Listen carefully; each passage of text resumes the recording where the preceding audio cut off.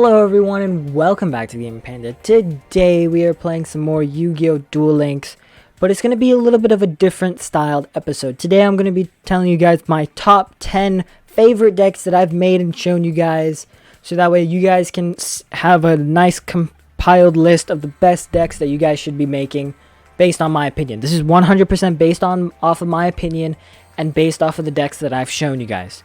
So this is not like best decks ever that you can play. This is just best decks that I've shown you guys in my opinion. So with that disclaimer out of the way, let's get right into it with number 10. So coming in at number 10, guys, we have our Butterfly deck.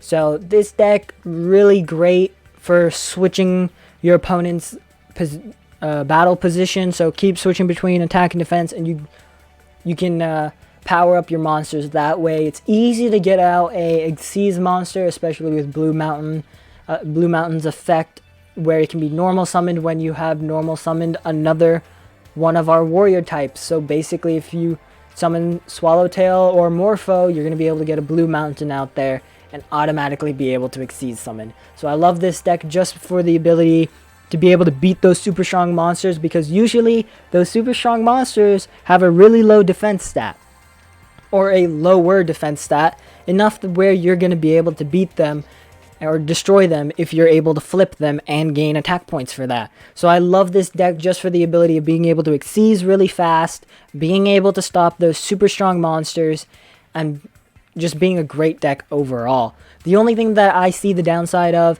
is my own fault for this, where I showed you guys I used Aroma Strategy. There's not really an ability that you guys can use for our Butterfly deck. If I was to choose one, I would go with Joey Wheeler's Field of Warriors ability, so that way you guys can boost warrior type monsters. But I mean, the way I showed you guys, I used Aroma Strategy, so that was kind of my own fault and might be the reason why it's ranked at number 10. Coming in at number 9, guys, we have Ancient Gear. My Ancient Gear deck here, I feel like I really like it. I mean, you get really strong monsters with Ancient Gear Golem and Ancient Gear Reactor Dragon. Along with that, you also have fusion monsters in here. Who doesn't love fusion monsters? They were the first like gimmick of the Yu-Gi-Oh franchise, right? So fusion monsters, fantastic. 4,400, that's a lot of attack points, and it's fairly easy to summon, where you only need one Ancient Gear Golem and 2 extra monsters. And with this deck, it's fairly easy to get out an Ancient Gear Golem and two extra monsters. You don't even have to get them out because you have polymerization. You can just use your hand. So it's fairly easy to get out this fusion monster, so I love it for that reason. And I think me watching the anime when I was younger, seeing Ancient Gear being so powerful, I really loved it. And I think that's probably why I have it placed at my number 9 best deck that I've shown you guys. The only reason why I would rank it only at number 9 and not higher on my list is because of its spell cards. And I'm not sure if this is because Ancient Gear doesn't have great support via spell cards, or if that's just because I don't have them and I never actually tried to get them. But the only real support we have for Ancient Gear is Ancient Gear Castle, Tank, Drill, and Factory, right? And Drill and Factory, they're not like the easiest to activate, and they require some setup, right? So I feel like if they had a little bit more support, if I had the cards that would support it better, then I think this would be ranked fairly high on my list. Coming in at number 8, sticking with the GX series, we have the Ojama deck. Now, who doesn't love Ojamas, right? These little creepy, weird looking creatures that can be so strong, you know? Like Ojama King, that thing's fantastic. And with Ojama Country out there, all your opponent's monsters also get switched, which is fantastic, especially when you're facing off those stronger monsters, right? Who, like I said earlier, don't have the best defense points usually, or have lesser defense points than what you have for attack points. So this is just another great example of a deck that works because of the support cards and how strong the actual cards are. And I really don't have anything that makes it lower on the deck, except for the fact that I like the other decks a little bit better, you know? So there's nothing really bad you can say about Ojamas. Maybe with this specific deck, I don't need Shard of Greed or Jar of Avarice, and maybe I add some other Ojama support, like another Ojamandala, maybe something else perhaps, like let's look at the cards. Maybe I want to add an Ojama match, maybe I want to add Ojama Simulation, or something like that. Or maybe I want to add another Ojama Blue. But once again, that's just my fault, and I think this deck, as it is right now, worked out pretty well. Coming in at number 7, guys, is Oromage. I like this deck because it can be used for any player, and it doesn't really matter what the ability is. The ability doesn't enhance this any more than it would with a different ability. Like, no matter what ability you play with this, it's going to be a good deck, right? You're going to have this Aroma Garden raising your life points every time, and every time you raise your life points, you can inflict piercing damage. You can do 2 normal summons. You can have a multitude of effects. You can change your opponent's position. So it's really nice. You will always have life points, and it's almost impossible to lose all your life points. I mean, there's obviously points where you can lose with this deck. It's not like an unbeatable deck, but it's harder to knock you out, right? Honestly, the only reason why it's ranked to number 7 and not higher is my own fault once again. If I had more of these trap cards, right? Now I have more of them. No, I don't. Never mind. I only have 1 of each copy. If I had maybe another Dried Winds, another Blessed Winds, and another Humid Winds, if I had 2 of each, I think that this deck would be great. So that's why I have the Oromage deck at number 7 on our list. Coming in at number 6 on our list, guys, we have the Level Up deck. This deck is basically a necessity, right? You want to level up your characters fast, run this, put it on ×3 rewards, go ahead and auto duel all the standard duelists, whatever you need to do, and you will gain tons and tons of experience with this because of the ability to auto duel. You don't have to actually do anything. These cards automatically boost each other up, so Atlantean Attack Squad, Spine Gilman, Starboy, they all help boost each other up, gain some more attack points, and even if you don't have enough attack points, you have all of these defensive trap cards. You have all these defensive spell cards that really help. And along with this, you also have Hammer Shark, which will allow you to summon more of these monsters, right? So it's just an all-around good deck that helps build each other up and is almost a necessity in this game because you're going to need cards from level up rewards. However, this deck is not suited for PvP at all. It can barely even beat some gate level 40 players. So this deck is really only for standard duelists where you can auto duel, or duelists up to level 30 at the gate. Level 40, for some of them it works, but sometimes it's just a stretch and you won't have 100% win percentage against them. With this list, guys, I have a few honorable mentions. So before we get to number 5, let's do a few honorable mentions here. Honorable mention number 1 is the Archfiend chess deck. And this is mainly just because I like chess quite a bit. And with Archfiend's cards are pretty strong, right? You guys saw the power of Archfiend Emperor. Like, that thing is crazy strong, and its ability makes it even better. You also have cards like Terror King, Shadow Knight Archfiend. You can't tell me those aren't good names. This deck does have a place in PvP, but it only goes up so far. After silver, like as low as silver, you're not going to be able to win consistently. Up until silver, you'll win consistently, maybe losing a few here and there, but this deck is fairly good. Our second honorable mention is the Mermail deck. This Mermail deck is kind of sentimental to me because I have This was one of the first decks that I ever made. Like, even before I started YouTube and I showed you guys the Duel Links videos, this was one of the first decks that I've ever made, and that actually worked in PvP. I used this deck in PvP a long time ago. This was one of my favorite decks to play, and that's probably why it's an honorable mention. However, like the Archfiend chess deck, it doesn't go that high in PvP.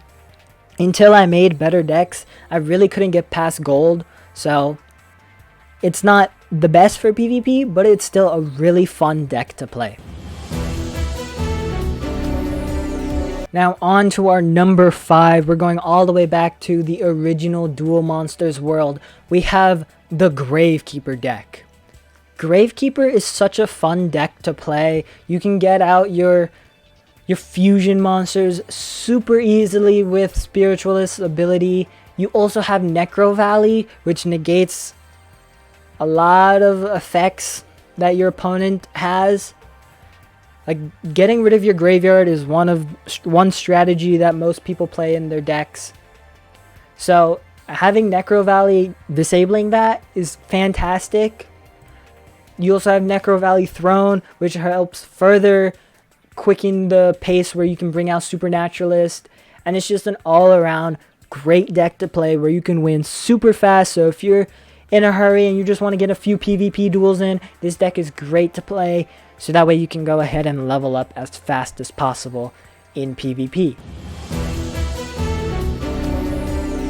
Coming in at number 4, guys, is my Red Eyes deck. This isn't typical Red Eyes deck. Typical Red Eyes decks are based around Red Eyes Slash Dragon, while mine is based around Red Eyes Darkness Dragon. And this deck is kind of like the Ancient Gear deck. When I was watching the anime for GX series, I thought it was really cool that they brought in another Red Eyes deck, another Red Eyes Dragon, right?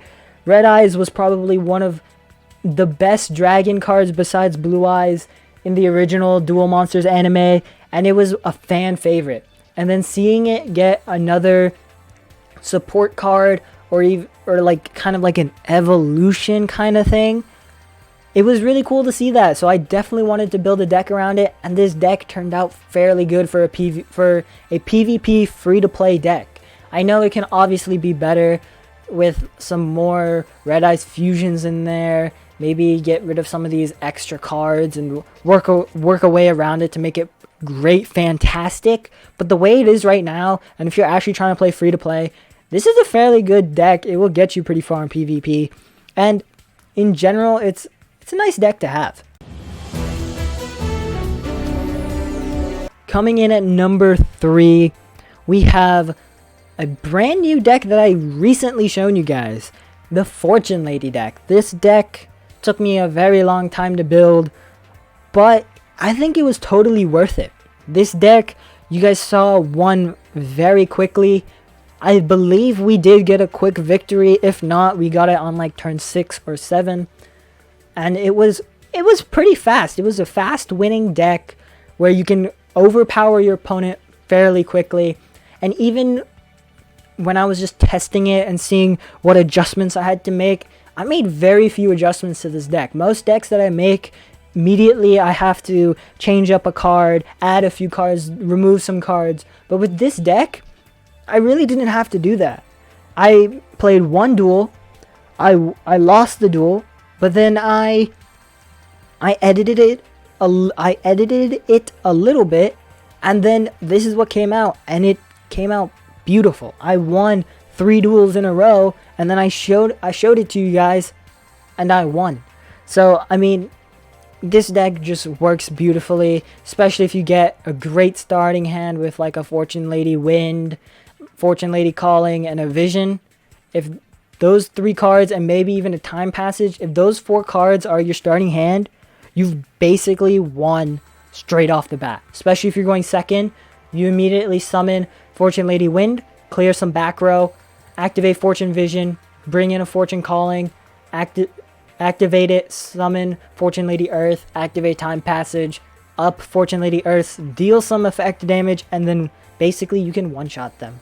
It's fairly nice. It's a quick way of winning too.